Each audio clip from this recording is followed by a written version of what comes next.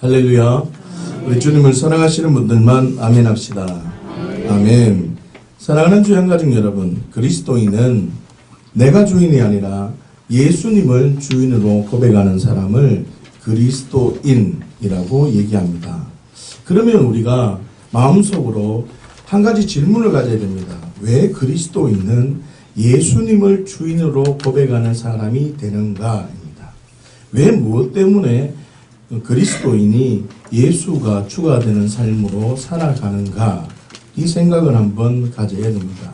그 다음에 첫 번째로 그리스도인은 왜 예수님을 주인으로 고백해야 됩니까? 예수님의 십자가를 바라보니 내가 주인된 죄 때문에 예수님께서 내가 되어 죽으셨다는 진리를 알게 되어서 이제는 내가 주인으로 살아갈 수 없는 것입니다.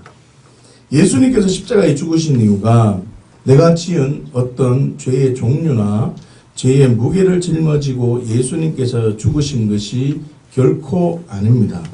각기 제 길로 간 것 때문에 내가 주인된 죄 때문에 예수님께서 나와 함께 십자가에 죽으셨다는 것을 알게 되었다면 절대로 내가 주인으로 어떤 상황이라 할지라도 나 중심적인 삶을 살아갈 수가 없다는 것입니다. 기억하십시오. 십자가에 직면했다는 말은 내가 주인 되어 살지 않겠다는 진리가 왔다는 것입니다. 십자가에 직면했다는 말이 뭐 많이 기도했다, 많이 울었다, 큰 감동이 왔다, 이것이 십자가에 직면한 게 아니라 이제는 내가 주인 되어 살지 않으리라, 이렇게 고백되어진 자가 십자가 앞에 직면이 이루어진 자입니다. 왜 그리스도인이 내가 주인이 아니라 예수님을로 주인으로 고백해야 됩니까? 두 번째로 말씀을 지킬 수 있는 존재이기 때문에 그렇습니다. 요한복음 3장 16절 말씀을 함께 보시겠습니다. 시작. 하나님이 세상을 이처럼 사랑하사 독생자를 주셨으니 이는 그를 믿는 자마다 멸망하지 않고 영생을 얻게 하려 하심이라. 아멘. 하나님께서 세상을 사랑하셔서 예수님을 주신 목적을 무엇이라고 선언하고 있습니까? 영생 때문입니다. 다시 말하면 예수 그리스도의 모든 메시아적 행위는 영생과 관련되어져 있다는 말입니다. 그렇기 때문에 예수 그리스도의 십자가 사건도 영생적 관점으로 생각을 해야 된다는 말입니다. 요한복음 5장 24절에서 25절까지의 말씀을 함께 보십시다. 시작. 내가 진실로 진실로 너희에게 이르노니 내 말을 듣고 또 나 보내신 이를 믿는 자는 영생을 얻었고 심판에 이르지 아니하나니 사망에서 생명으로 옮겼느니라. 진실로 진실로 너희에게 이르노니 죽은 자들이 하나님의 아들의 음성을 들을 때가 오나니 곧 이때라. 듣는 자는 살아나리라. 아멘. 여러분 24절 말씀을 보시면 내 말을 듣고 또 나 보내신 이를 믿는 자는 영생을 얻었고 심판에 이르지 아니한다라고 선언하고 있습니다. 그리고 25절을 보시면 죽은 자들이 하나님의 아들의 음성을 들을 때가 오는데 듣는 자는 누구요? 듣는 자는 살아난다는 것입니다. 한 가지 중요한 공통점이 있다는 것을 여러분들이 발견하셔야 됩니다. 내 말을 듣는 자는 영생을 얻으며 사망에서 생명으로 옮겨진다는 것입니다. 그리고 듣는 자는 살아난다는 것입니다. 자, 그렇다면 하나님의 음성을 들을 수 있는 자는 어떤 존재임을 우리가 알 수 있습니까? 25절을 보시면 죽은 자들만 하나님의 아들의 음성을 들을 수 있다는 것입니다. 사랑하는 주양가족 여러분, 죽은 자는 누구를 말합니까? 죽은 자는 누굽니까? 내가 죽을 때 하나님의 아들의 음성을 들을 수 있는 겁니다. 내가 살아있으면 계속해서 나의 소리만 들릴 뿐입니다. 내가 죽을 때 하나님의 아들의 음성을 들을 수 있는 것입니다. 내가 주인인 사람은 하나님의 아들의 음성을 절대로 들을 수 없습니다. 그러나 나라는 존재가 죽은 자, 내가 주인된 내가 예수님과 같이 죽은 사람은 예수님의 십자가를 바라보고 내가 주인된 죄 때문에 예수님께서 내가 되어 죽으셨다는 진리가 있는 사람만 하나님의 음성에 반응할 수 있는 것입니다. 여러분, 하나님의 음성에 반응할 수 있다는 것을 여러분들이 정말 직면하셔야 됩니다. 누구만요? 죽은 사람만. 내가 되어 예수님이 내가 주인된 죄 때문에 예수님이 내가 되어 죽으셨다는 진리가 있는 자만 하나님의 음성을 들을 수 있는 겁니다. 그렇다면 하나님의 음성을 듣는다는 말의 뜻은 무슨 뜻입니까? 요한복음 15장 10절 말씀을 함께 보십시다. 시작. 내가 아버지의 계명을 지켜 그의 사랑 안에 거하는 것 같이 너희도 그의 계명을 지키면 내 사랑 안에 거하리라. 아멘. 여러분, 하나님의 음성을 듣는다는 말은 그냥 들었다는 수준이 아닙니다. 하나님의 음성을 듣는다는 말은 계명을 지킨다라는 뜻입니다. 다시 말하면 계명을 지킬 때 영생적 관계 속에 있게 되는 것입니다. 10절을 다시 보시면 예수님께서 아버지의 계명을 지킴으로 아버지 안에 있는 그의 사랑 안에 거하게 되었다. 누구가요? 예수님께서 계명을 지킴으로 그의 사랑 안에 거하게 되었다는 것입니다. 다시 말하면 예수님께서 죽음이라는 십자가의 자리까지 계명을 지키고 있을 때 하나님은 부활이라는 인간이 상상할 수 없는 사랑의 표현을 예수님에게 하셨다는 말입니다. 기억하십시오. 십자가를 직면했다는 말은 영생적 관계, 하나님의 말씀을 지키겠다는 진리가 왔다는 것입니다. 다시요. 십자가를 직면했다는 말은 지금 나는 하나님의 말씀을 지킬 수 있는 존재입니까? 지킬 수 없는 겁니까?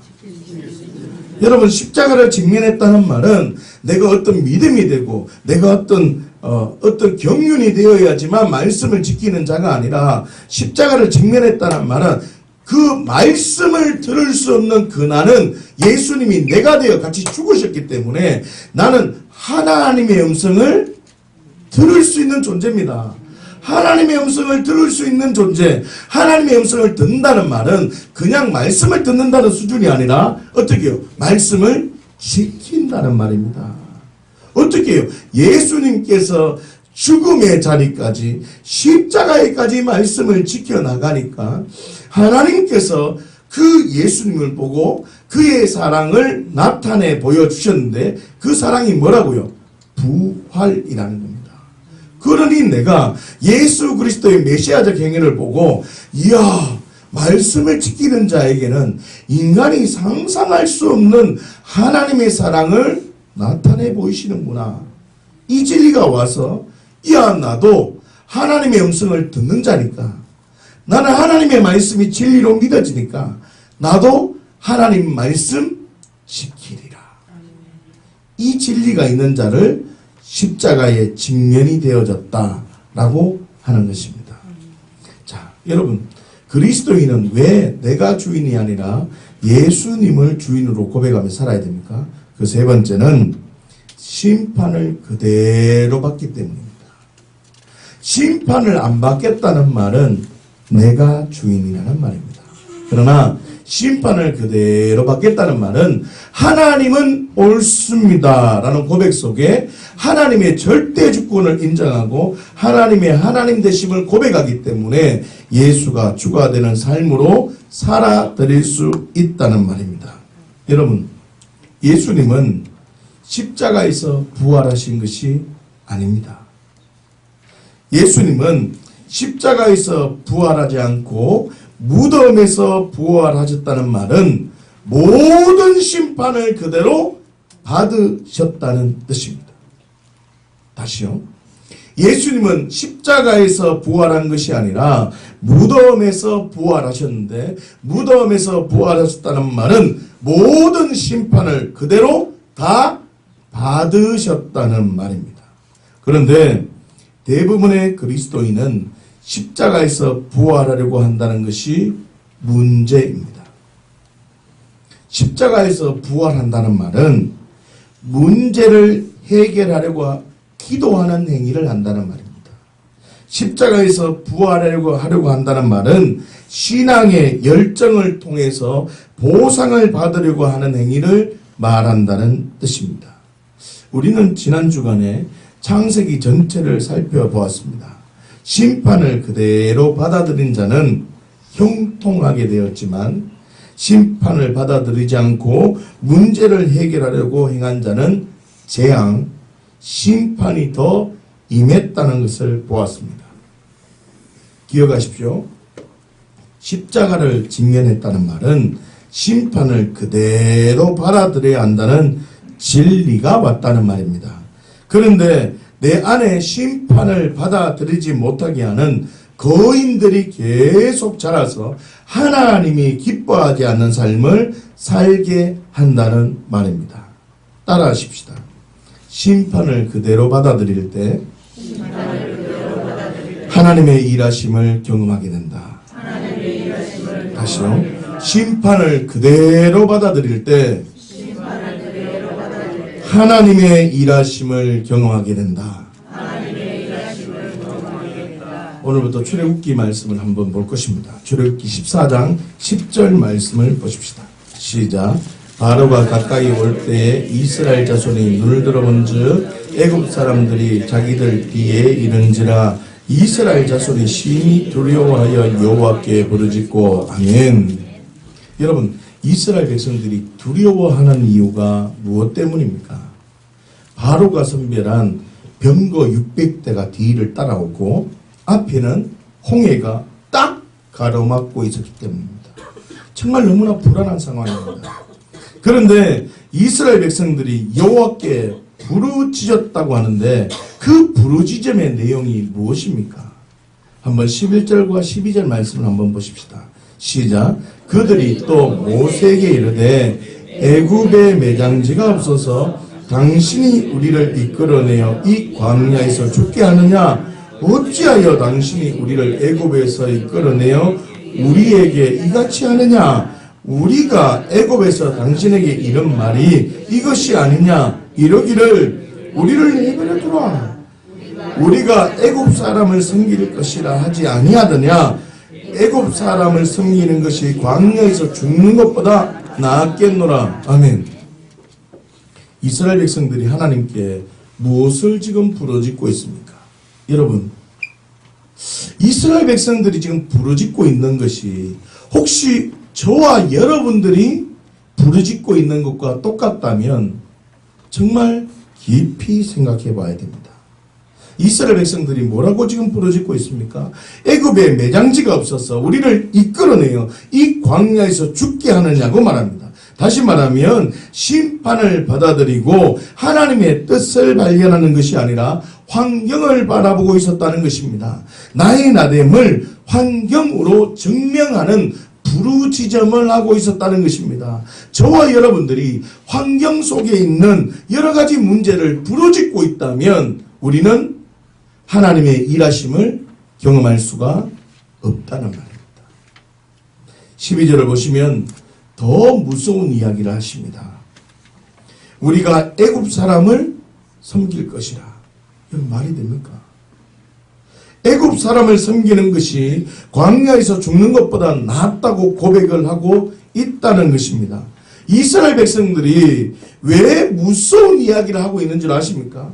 왜 지금 우리가 애굽 사람을 섬길 것이고 우리가 애굽 사람을 섬기는 것이 이 광야에서 죽는 것보다 낫다라고 고백하는 것이 왜 무서운 얘기냐 하면 이스라엘 백성들은 출애굽 과정 속에 수많은 하나님의 하나님 되심을 경험했습니다. 특별하게 10가지의 재앙을 경험한 사람들입니다. 다시 말하면 10가지의 하나님이 하나님 되심을 경험했다는 말입니다. 여러분, 하나님이 유일한 하나님이심을 몸으로 직접 경험한 사람이 이스라엘 백성들입니다. 하나님이 살아계시고 하나님이 하나님 되심을 경험한 사람인데 지금 뭐라고 말합니까? 나는 하나님 필요 없다. 내 문제가 더 중요하다는 거예요. 나는 애굽 사람을 섬기고 왜 나를 애굽 사람이 섬기는 곳에서 나를 끌어내서 이 광야에서 죽게 하느냐? 하나님이 뭔지를 모릅니다. 여러분, 홍해가 앞길을 가로막고 있고 애굽 군대가 죽이려고 쫓아오자 애굽 사람을 섬기는 것이 더 낫다고 고백하는 사람이 지금 이스라엘 사람들입니다. 심판을 지금 받고 있습니까? 심판 앞에 심판을 해결해 달라고 지금 기도하고 있습니까? 여러분들의 기도는 어떤 기도입니까? 무슨 뜻입니까? 수많은 표적과 기적을 경험했다 할지라도 분명한 신앙관이 세워지지 않는다면 그 사람의 믿음은 자기 믿음이 될 뿐이지 그리스도의 믿음이 될 수 없다는 것입니다. 여러분 같이 한번 따라할까요? 좀 긴 말이지만 수많은 표적과 기적을 경험했다 할지라도 수많은 표적과 기적을 경험했다 할지라도 분명한 신앙관이 세워지지 않는다면 분명한 신앙관이 세워지지 않는다면 그 사람의 믿음은 자기 믿음이 될 뿐이지 그리스도의 믿음이 될 수 없다. 여러분 다시 말하면 이스라엘 백성들은 수많은 기적을 경험했지만 성경적 가치관이 세워지지 않았다는 것입니다. 여러분, 저와 여러분들은 어떤지 정말 직면했으면 좋겠습니다. 기적과 성령님의 임재를 통해서 내 가치관이 어디로 결론을 내리고 있는지 스스로에게 직면하셔야 됩니다. 기적과 성령님의 임재를 통해서 나의 나됨을 예수 그리스도로 증명하셔야 됩니다. 할렐루야. 성령님의 임재를 통해서 우리는 어디로 결론을 내려야 된다고 했습니까? 예수 그리스도. 성령님의 임재를 통해서 우리는 어디로 결론을 내려야 된다 했습니까? 하나님의 말씀으로. 성령님의 임재를 통해서 우리는 무엇으로 결론을 내려야 됩니까? 성령님의 임재가 느껴지면 이야, 하나님의 나라가 정말 있구나. 여러분, 성령님의 임재는 특별한 은사가 아닙니다.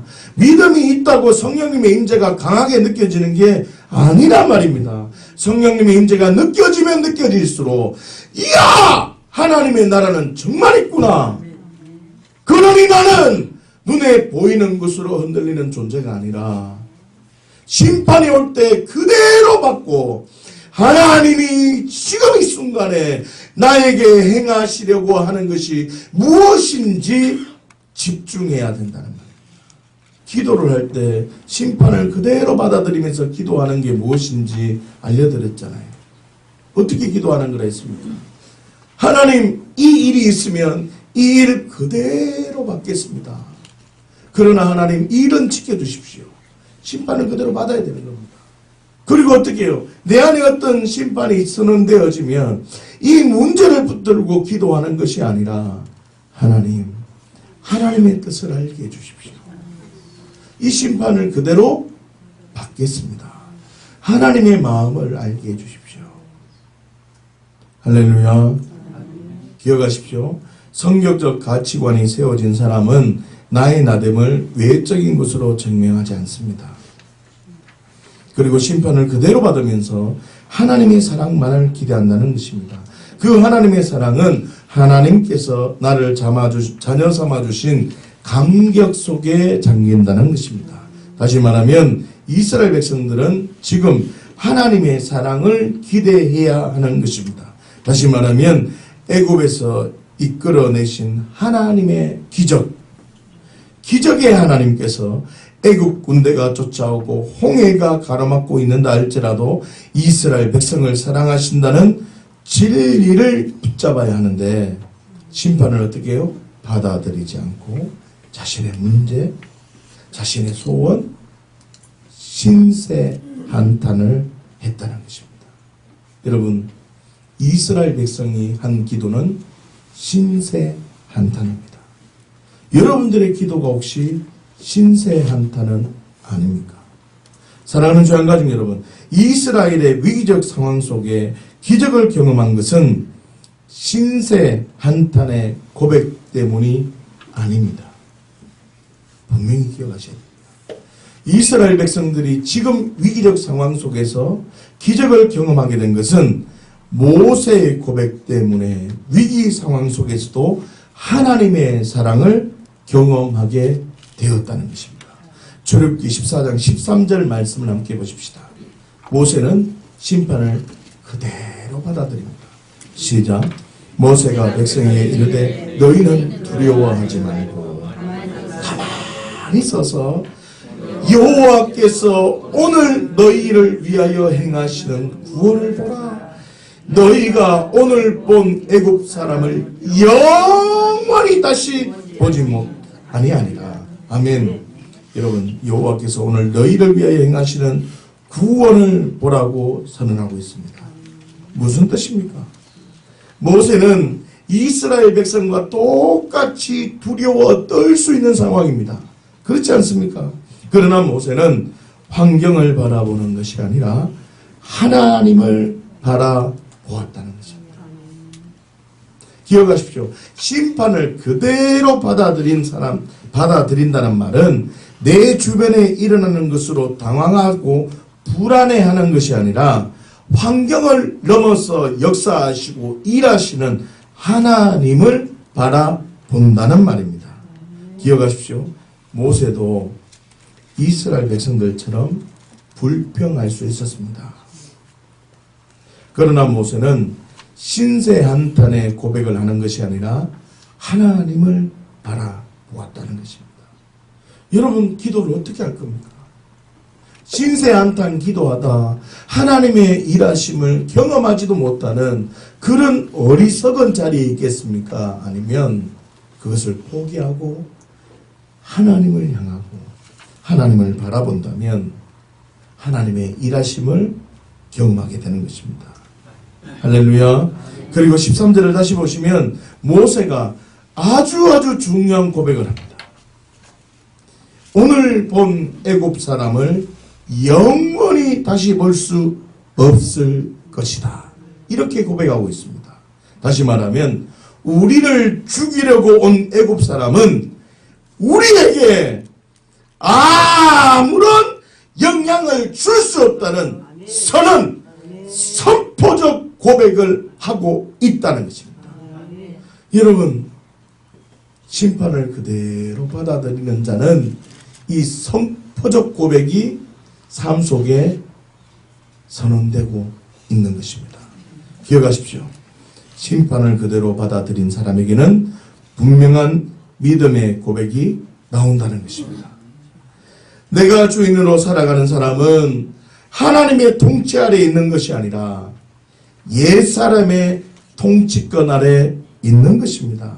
그렇기 때문에 예수님께서 내가 주인된 죄 때문에 내가 되어 나와 함께 죽으셨다는 진리가 임한 사람은, 십자가 앞에 정확한 직면이 되어진 사람은 옛사람이 받던 영향력 안에 나는 있을 수 있습니까? 없습니까?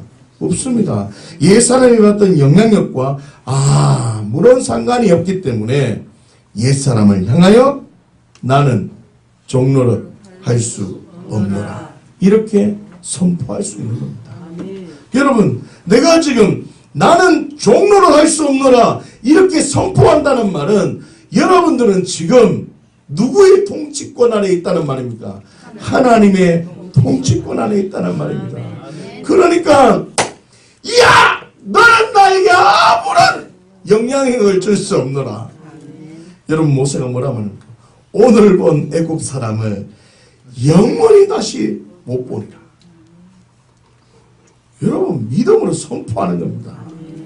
이 모세의 고백은 정말 분명한 믿음이 되어졌기 때문입니다.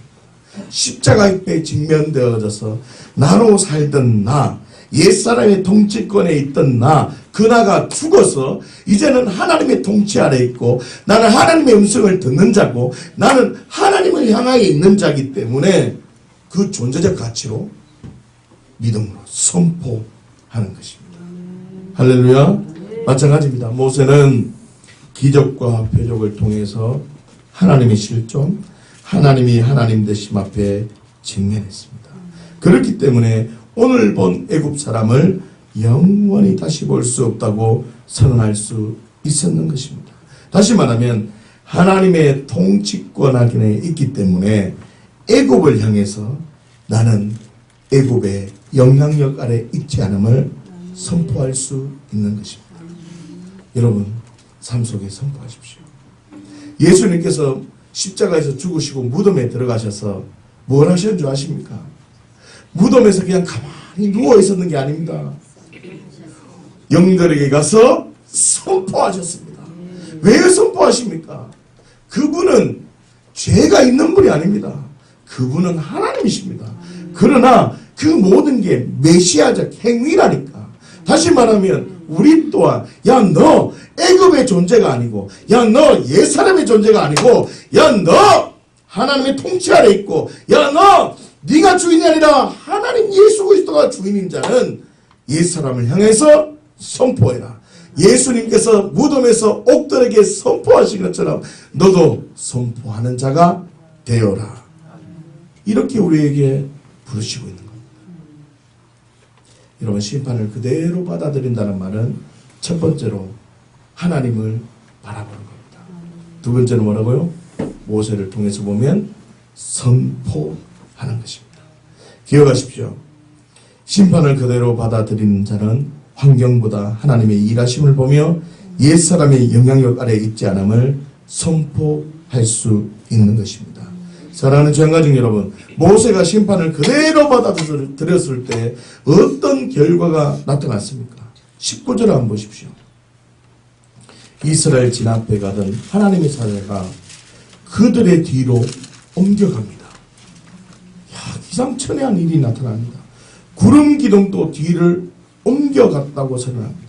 그리고 20절을 보시면 애굽의 진과 이스라엘 진 사이에 거하면서 애굽 지역은 어떻게 해요? 어두움으로, 이스라엘 쪽은 빛으로 가득하게 되어서 애굽 군대들이 이스라엘 쪽으로 가까이 갈 수 없게 되었다는 것입니다. 그리고 21절을 보시면 모세가 바다 위로 손을 쫙 내민 때 여호와께서 큰 동풍을 불어서 바다가 마른 땅이 되게 하십니다. 여러분, 신세 한탄하는 자는 이기적의 경험될 수 없습니다. 그러나 하나님을 향하여 있고 그 똑같은 심판 속에도 하나님을 향하여 있고 그 똑같은 상황 속에서도 믿음으로 선포하는 자는 기적을 경험할 수 있습니다. 하나님의 일하심을 경험할 수 있습니다. 28절을 보십시오. 물이 다시 흘러 바로의 군대를 다 덮음으로 애굽 사람이 다 죽어버립니다. 다시는 못 봤다는 겁니다. 사랑하는 주 양가님 여러분, 모세처럼 심판을 그대로 받아들이면 하나님의 일하심을 경험할 수 있습니다. 심판은 받아들이는 겁니까? 기도해서 막 해결하려고 해야 됩니까? 받아들여야 됩니다. 이스라엘 백성이든지 모세든지 심판은 누구에게나 찾아옵니다. 그러나 심판을 어떻게 반응하느냐에 따라서 하나님의 일하심의 기준이 되는 것입니다. 분명히 기억하셔야 합니다. 홍해의 기적과 같이 하나님의 일하심이 삶 속에 경험되기를 원하십니까? 모세처럼 심판을 그대로 받아들이십시오. 만약에 기적과 성령님의 임재를 많이 경험했지만 나의 나됨을 아직도 외적인 것으로 증명한다면 오직 예수 그리스도로 증명되기 위해서 계속적인 심판 속에 있게 될 것입니다. 여러분, 이 말의 뜻을 이해하셨습니까? 내가 아무리 기적을 많이 경험, 내가 아무리 영적 감각이 많이 열려져서 성령님의 임재를 많이 느끼고 영이 보이고 하나님의 음성을 많이 듣는다 할지라도 내가 아직도 여전히 나의 나됨을 외적인 것으로 증명하거나 심판을 받지 않으려고 한다면 계속해서 심판이 찾아올 겁니다. 여러분 정말 두렵고 떨리는 마음으로 심판을 그대로 받으시고 하나님을 향하여 있고 믿음으로 선포하면 하나님의 일하심, 하나님의 기적이 풀어진다는 것을 기억하시기를 바랍니다. 할렐루야. 여러분들 스스로 객관적으로 생각해 보시고 결정하십시오. 심판은 누구에게나 임합니다. 그러나 이스라엘 백성들은 심판을 통해서 신세 한탄의 고백만 하였습니다. 그러나 모세는 어떠했습니까? 똑같은 심판의 상황 속에서 심판을 그대로 받아들이면서 하나님의 일하심을 기다렸습니다. 기적, 하나님의 일하심은 신세 한탄하는 사람을 통해서 이루어진 게 아닙니다. 심판을 그대로 받는 사람 때문에 하나님의 일하심을 경험하게 되었음을 기억하십시다. 한 가지 더 기억하십시오. 심판이 임했을 때 뭐 해야 된다고? 정확한 선언을, 정확한 선포를 하셔야 합니다. 하나님이 살아계심을 믿는다면, 예수님이 나의 주인이라고 고백한다면 오늘 본 애굽 사람을 영원히 다시 볼 수 없을 것이다. 모세가 이렇게 고백한 것처럼 나는 종노릇 할 수 없노라. 그 사람 죽었노라.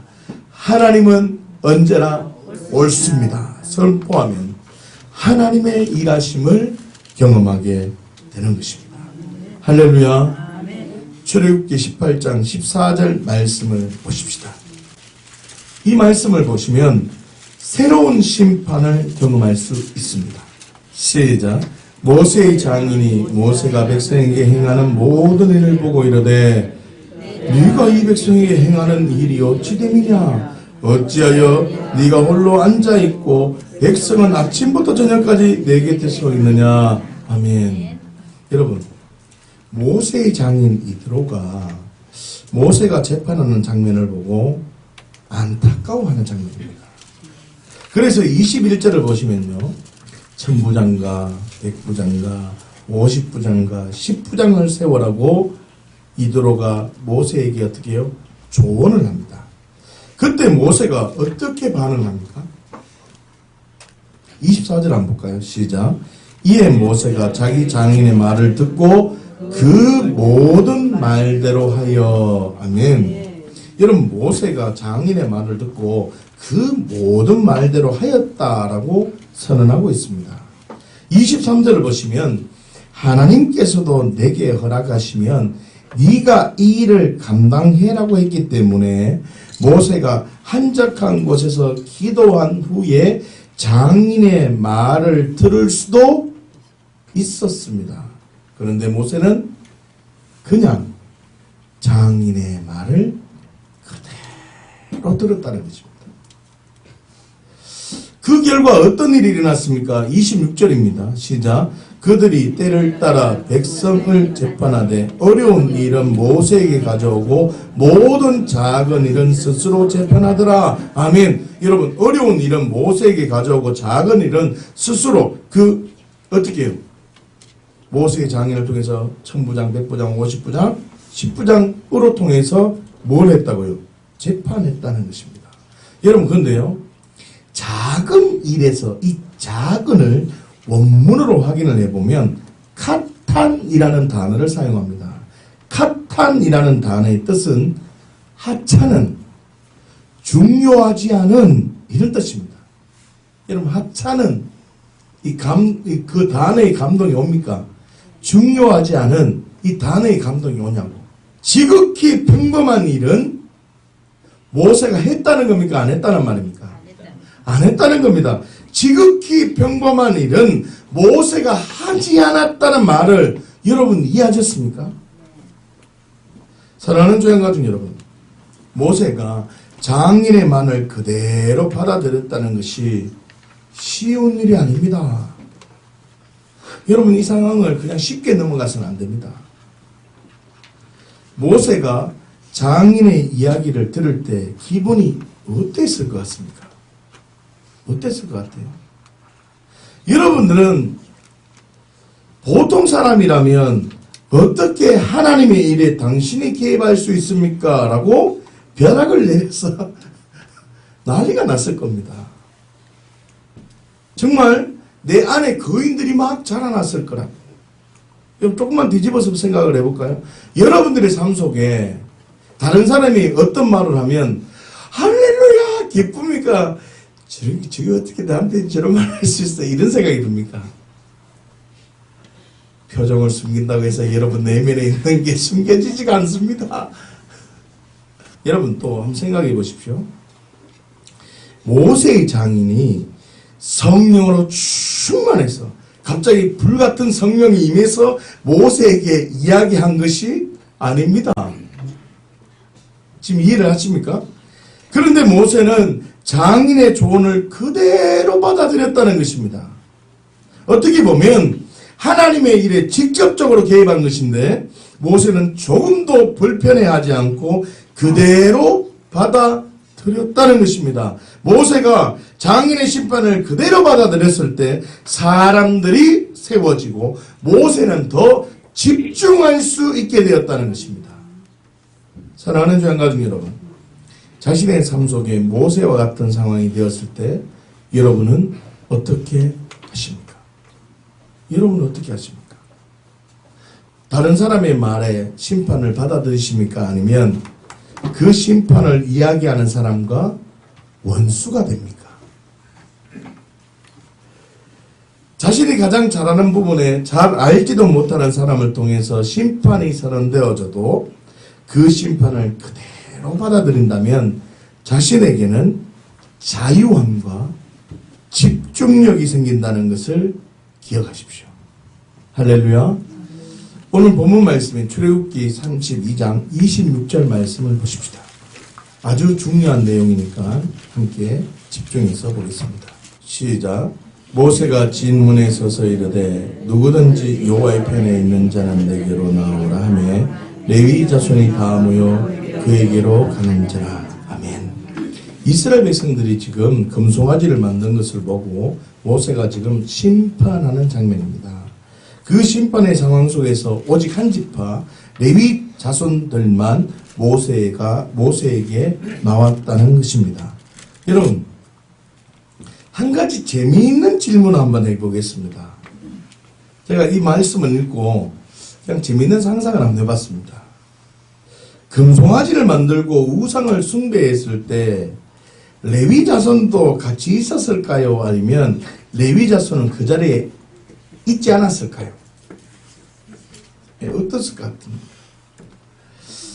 출애굽기 32장 7절에서 14절까지의 말씀은 모세가 시내산에서 기도하는 중에 하나님께서 모세에게 야, 너 지금 이스라엘 백성들이 무엇을 하고 있는지 아냐? 내가 지금 이상한 짓을 하고 있기 때문에 내가 진노하고 있다 라고 해서 지금 모세가 그 심판을 내리겠다는 그 말씀을 듣고는 세 문장으로 하나님께 탄원하는 장면입니다. 하나님, 이스라엘 백성들을 죽이시면 안 됩니다. 심판하시면 안 됩니다. 하나님, 긍휼을 베풀어 주십시오 라고 말하니까 하나님께서 은혜를 주는 장면입니다. 그래서 내려왔습니다.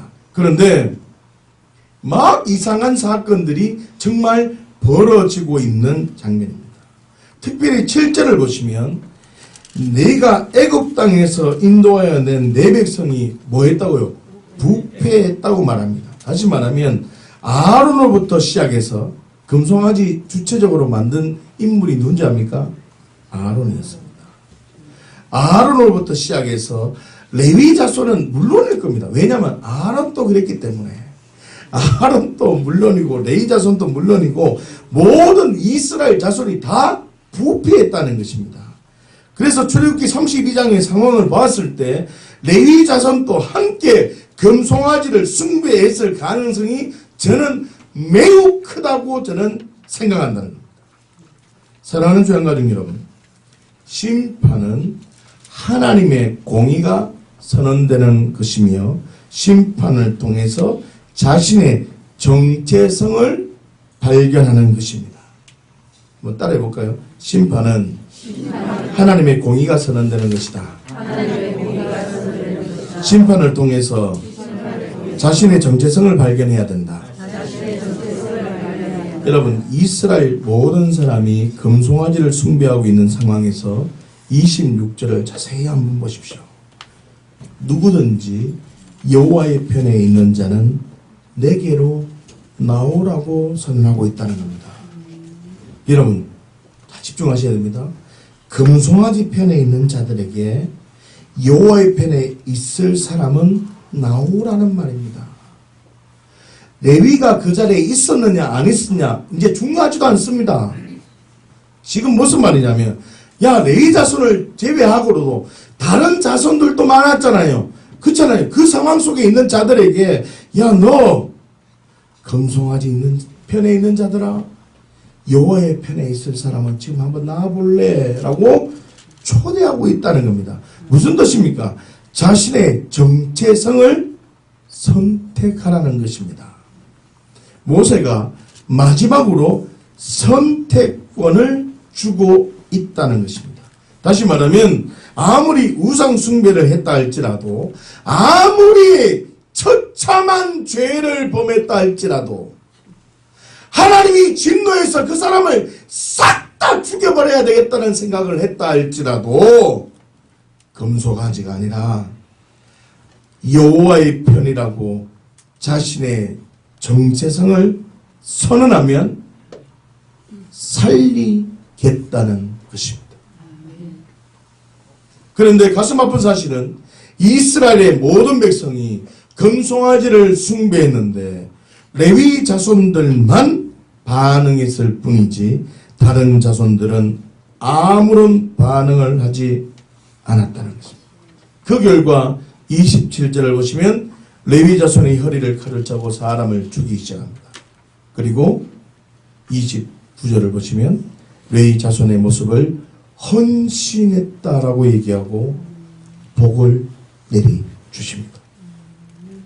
사랑하는 조양가족 여러분, 레위 자손은 이스라엘 백성들과 똑같이 우상 숭배하던 사람입니다. 심판 속에 있던 사람입니다. 그러나 모세의 심판이 선언될 때 여호와의 편에 있을 것을 선택했다는 것입니다. 심판이 선언되면 내가 있어야 될 자리가 여기가 아니구나. 나는 지금 하나님을 경외하고 하나님의 말씀을 지키는 자리에 있어야 되는구나. 내 정체성을 다시 한번 돌아봐야 됩니다. 여러분, 심판이 선언되어지면 내가 주인된 죄 때문에 예수님이 내가 되어 죽으셨는데 그 하나님의 사랑, 나를 자녀 삼아주신 그 사랑 얼마나 크고 위대한데 내가 어찌 이 자리에 있을 수 있냐. 하나님이 나에게 지금 기회를 주시는구나. 하나님이 나를 지금 살리려고 나를 기회를 주시는구나. 벌떡 일어나야 됩니다. 다시요. 내가 어떤 죄를 지었든, 지난날에 어떤 잘못을 했든, 지난날에 어떤 실수를 했든, 어떤 처참한 행동을 했든, 사람을 죽였든, 어떤 관계이든 주님이 너 하나님 편에 있을래? 흑암의 권세에 있을래? 물으실 때 너 내게 와라. 그냥 와라. 주님 그 부르심 부르면 그대로 믿음으로 반응할 때 심판을 그대로 받아들인다 라고 얘기한다는 겁니다. 여러분, 심판을 그대로 받아들이셔야 됩니다. 심판이 선언될 때 그 심판을 통해서 어떻게 해요? 자신의 정체성이 직면되어지는 겁니다. 사랑하는 주양가족 여러분, 집중하십시오. 심판에 대한 정확한 이해가 필요합니다. 심판은 내가 지난날에 어떤 잘못된 일을 했다 할지라도 심판을 통해서 자신의 정체성을 나는 여호와의 편입니다. 이렇게 선언하면 하나님께서는 모든 것을 다 잊어버리시고 하나님께서는 모든 것을 다 잊어버리시고 헌신할 수 있는 복을 주신다는 것을 기억하십시오. 할렐루야. 심판을 그대로 받아들여야 됩니다. 사랑하는 주양가족 여러분, 심판이 선언되어졌을 때 내가 지난날에 행동한 죄악을 생각하지 말고 나는 여호와의 편에 있겠습니다. 당당하게 선언하면서 자신의 정체성을 선택하십시오. 그러면 하나님께서 그 선택한 자에게 은혜를 주십니다. 지난날에 네가 우상 숭배자라 이걸 보지 않습니다. 그냥 야, 너 그래 고맙다. 그럼 네 헌신해봐라. 내가 네에게 복을 줄게. 하나님의 복이 풀어집니다. 여러분 어떻게 하실 겁니까? 여러분, 저와 여러분들은 레위 자손과 같이 전부 다 우상 숭배자입니다. 오늘 이 자리까지 오기까지 우리는 나 중심적으로 행동한 게 너무나 많습니다. 지금 우리가 선택해야 됩니다. 여호와의 편에 있을지 아니면 계속적으로 흑암의 권세 우상 숭배자로 있을지 선택해서 지금부터라도 어떻게 해요? 예수가 주가 되는 삶으로 살아간다. 할렐루야. 따라하십시오. 내가 지난날에 어떤 잘못을 했지라도 나는 이제부터 여호와의 편에 있겠습니다. 다시 내가 지난날에 어떤 잘못을 했다 할지라도 나는 이제부터 여호와의 편에 있겠습니다. 할렐루야. 사랑하는 주양가족 여러분, 나는 이제부터 여호와의 편에 있겠습니다. 이렇게 고백한다는 말은 하나님의 말씀은 언제나 옳습니다. 하나님의 말씀은 언제나 옳기 때문에 이제는 하나님의 음성을 듣겠습니다. 하나님 말씀 지키는 자리에 한번 있어 보겠습니다. 예전에는 어떻게 해요? 우상을 숭배하고 하나님 음성이 들렸을까요? 안 들렸을까요? 안 들립니다. 나 중심적으로 살아가는데 어떻게 하나님 음성이 들립니까? 그러나 야, 너 이제 여호와의 편에 한번 있어 볼래? 그 음성 듣고 하나님 말씀 옳습니다. 이 고백이 뭐라고요? 이제는 하나님 음성 듣고 하나님 말씀 지키는 존재가 됐으니 이제는 어떤 상황이라도 하나님 옳습니다 라고 고백하면서 살아가겠습니다. 이 고백입니다. 그러면 하나님께서 은혜를 주시고 헌신할 수 있도록 다시금 살아갈 수 있도록 그리스도의 믿음으로 살아갈 수 있도록 하나님께서 복을 허락하십니다. 할렐루야. 사랑하는 주양가족 여러분, 심판이 왔을 때 어떻게 하시겠습니까? 홍해라는 심판 저와 여러분들에게도 있습니다.